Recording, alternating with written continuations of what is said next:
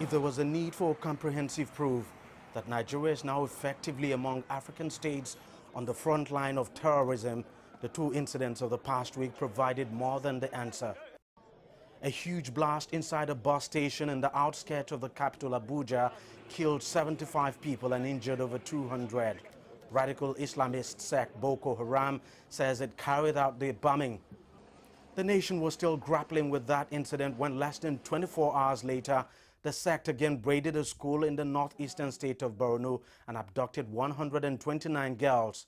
Even though Boko Haram has carried out several attacks this year, in which over 1,000 persons had been killed, these two incidents have triggered the alarm bell. Our country is sitting on a keg of gunpowder. We can explode anytime. And when it explodes, no one can escape from it. It's a very frightening development. To deal with the situation, the government placed 3 states in the northeast of the country under emergency and flooded them with troops. But that has still not stopped the insurgency. It also sought to dialogue with the insurgents, but they refused to budge. And recently, the government rolled out a strategy it calls the soft approach to counter-terrorism. Our approach emphasizes the un-Islamic nature of terrorism by means of sound Islamic knowledge.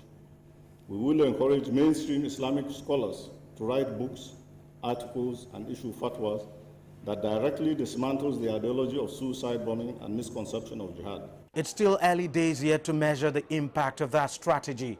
For now, the insurgents seem to be succeeding in instilling fear among the people. Through fear and violence, extremist groups are bent on changing the way we see and relate with each other.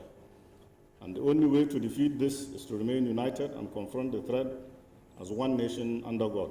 But for some time now, that unity has been seriously lacking, especially among politicians. But the ruling party and the main opposition have been trading blames over who should take the blame for the current crisis. Matters got to a head last week when the opposition governors were excluded from a meeting to discuss the insecurity in the country. The politicians are busy playing politics with everything, including our collective survivor. They are busy strategizing and re-strategizing for 2015, when the country is burning. The government has scheduled another Security Council meeting for Wednesday, this time inviting opposition governors. But whether Nigerians expect much to come out from that meeting is a different question altogether.